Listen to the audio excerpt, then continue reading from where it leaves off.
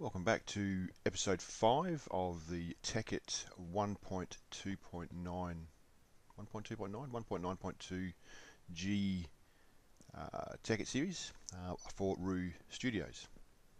I've built a little bit of a wall here just to keep the mobs out, but then I said this is just crazy, and I've set it to peaceful while I do these tutorials because you don't want to see me hitting mobs and beating them up.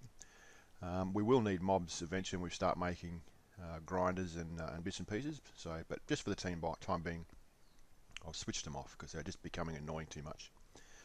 So what we're going to work on today is getting our power up and running. So we built in our previous episode, we built our ender tank and went down to our mine, and we've now got a source of lava up in our world, controlled lava. So what we need to put in here is a magmatic dynamo. Alright, so a magmatic dynamo is a machine that converts lava into electricity. But to make that, let me just pull it up for you. The recipe requires Invar ingots and Invar gears. Now Invar gear is just simply an iron ingot with Invar ingot around. Now to make an Invar ingot, what we need to do is smelt an Invar blend. Okay, now to make an Invar blend, we need pulverized iron and pulverized ferrous metal. But how do we make a pulverized iron? Well, we use a pulverizer.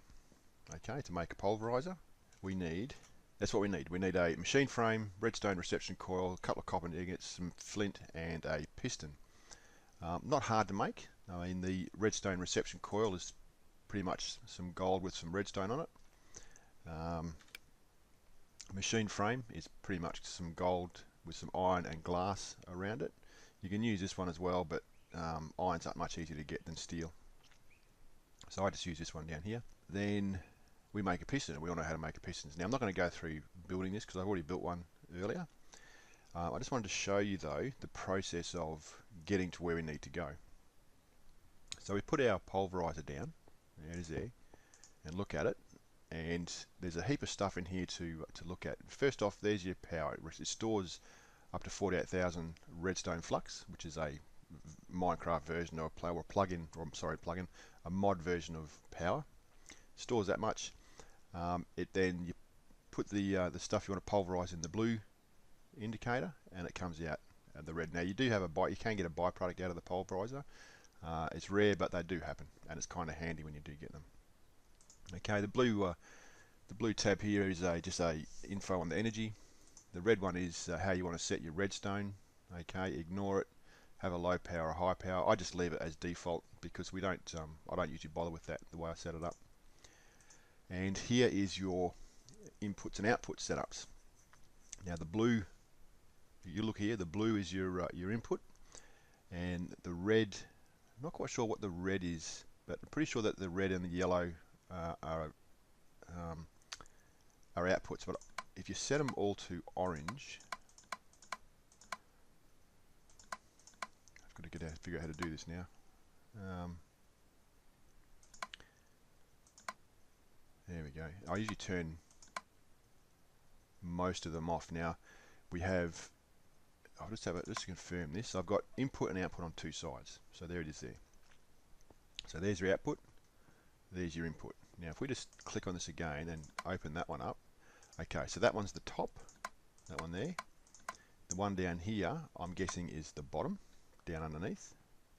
Yep, so there's nothing else showing, so that's got to be the bottom. And this one here would be the back. There it is there. So that's the only way I need it. I only have one input, one output. I don't need to have things going in many different directions. Maybe at a later stage in the game we might do that, but that's about all I need to do. So we'll keep it simple. Leaving it orange makes everything go out of your output, and then you can feed it into your storage system, however that goes. There's information here, so you can read all your information here. They've got a tutorial. Can you scroll down on this? I'm not sure you can scroll down on it. No. So there's a bit of information there on how to use it. and that's all good. So how do we get power to it? Well, the tutorial said it requires redstone flux to operate. Well, we get redstone flux from our magmatic dynamo, but we need to pulverize some iron ore to get Invar blend to make our magmatic dynamo. Bit of a catch-22. So what do? Well, the best way I figured out is we make a steam dynamo. There are more than one dynamo. If we go dynamo, you have a reactant dynamo, which is probably more to do with the nuclear side of the house. I'm not quite sure. I haven't got that far in the game yet. We have our compression dynamo. That's a bit more advanced, requires fluid, fuel and coolant. We have our magmatic dynamo, which just requires hot fluids. Now that's the best one because you can set and forget that, and it just gives you what you need. If you plug it into a supply of lava, that'll last forever. And we have our little one, which is our steam dynamo, and it requires a solid fuel and water. So we're going to make our steam dynamo. How do we make it? Well, that looks pretty easy because we need copper. Right, we get heaps of copper. We can smelt that. So to make a copper gear, we need some of that. Our redstone transmission coil is simply a bit of silver and redstone. We've got all that. And some redstone. So we've got all that, and I made one earlier before. That's the furnace. That's the magmatic. No, I have set this up for and have had a play, but I've got a steam dynamo here somewhere, and what do I do with it?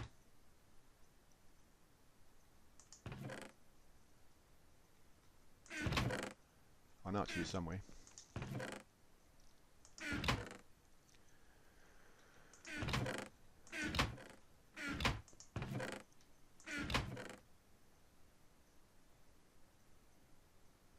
Redstone engine. I'm going blind. I made one. I know I made. Oh, there it is. There it is. There's our steam dynamo. So what we'll do is we'll take this.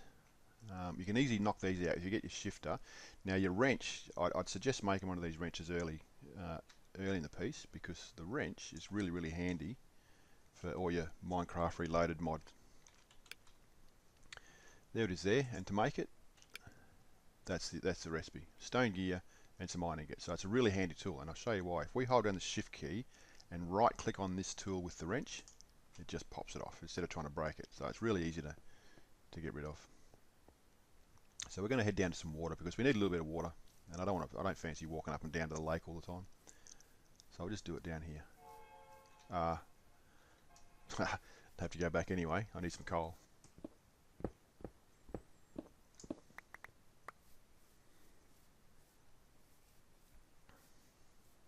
Okay, so I've got my buckets now. Let's grab some water. And all you do is you right click on the magmatic dynamo. You see it lit up straight away because it's now generating power. And more, and then we look into it. We have some water. We have our solid fuel. It's now storing fuel and making steam here. So we have an operational magmatic dynamo. So which is really handy because what we need to do now is put some. Now you can put this on top of the magmatic dynamo and it'll still work if you like. There's no drama there. Or we just put our leadstone energy conduit into the pulverizer, and we see it now powering up. So we can put stuff in here to pulverize. And let's see if I've got something here to pulverize. We'll do some gold. Won't do lead. Redstone, aluminium. We've got any ferrous? No. We'll do some tin. Gold's a good one. One thing I've found in this game, gold is a very rare product. It's about as rare as diamonds almost. So now the reason I've said hold off on smelting this stuff is when you pulverize it, you get a 2-for-1 return. So for every time you pulverize an ore, you get 2 dust. When you smelt the dust, you get a 1-for-1. So for every ore you pulverize, you get 2 ingots. So you got 2 there. So we can now convert two gold ore into 4 ingots, which is a pretty good return. All right, and that's how the pulverizer works. Now we needed to do this with iron ore and ferrous ore so we could make our Invar blend. Okay, and I've done some earlier. Heading up here. So there's our pulverized iron and our, that's copper. Where's our ferrous? It's in here somewhere. There's our pulverized ferrous metal. To make an Invar blend, you need 2 iron and 1 ferrous, and you get 3 Invar blends. Okay, from that you can then just smelt away to make your Invar ingot, and that's what you need to make your magmatic dynamo. Okay, so now that we've now we can pulverize our ferrous ore and our iron ore. We can make our Invar blend and get our magmatic dynamos going. Now I've made some again. I was doing some testing and I made some of these before, and you need, let's just hold the recipe out here. We need we need, where are we, 4, 8, 9, 10, 11 Invar ingots to make a magmatic dynamo. So 11 of those per unit. And once we're done with that, we can then just move, because this is only a very temporary measure. Oh, so there's the shifter turns things around. And there, that's how it makes it all. So it's all pretty good. So I'll just dismantle this now with my wrench. Okay.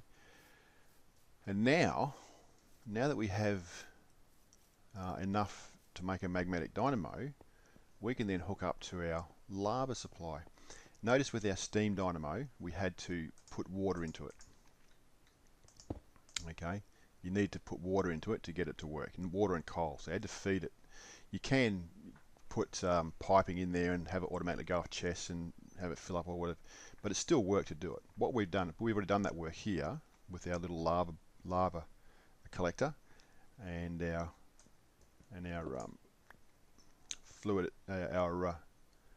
duct. So what we do here is we put our, and this is only very short, I'll actually put this downstairs in our power generation below once we've got that set up. All we do is we plonk it down here, there it lights up, we have our lava going in, and we have instant power. Now I use this setup for when I make my quarry. I can use 9 of these all hooked up with the leadstone conduit into a quarry, and it maximizes the power of it. Now if we get enough ores, which we do get enough ores, we can make a quarry and then really start powering on our resources.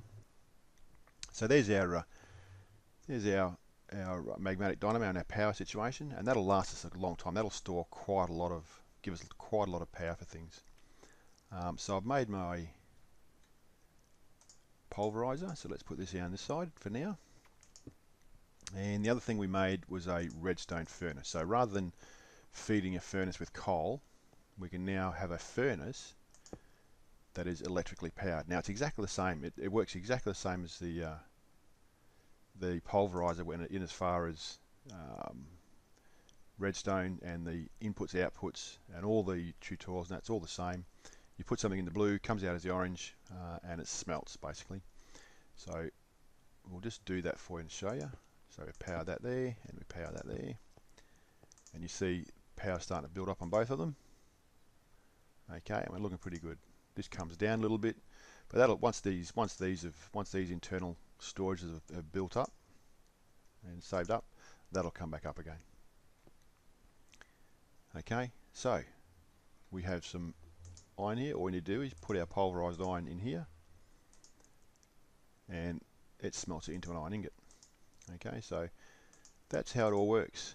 Now what we do eventually is we'll feed piping into these, and I'll put a big row of about 6. I think 6 is enough to cover off on smelter things in a hit, and you can set up piping so that it'll feed to the next one. Once it fills up the 64, it'll feed to the next one, and at the back you put a series of tubes going into I don't know, another pipe or a storage system or however you want to do it.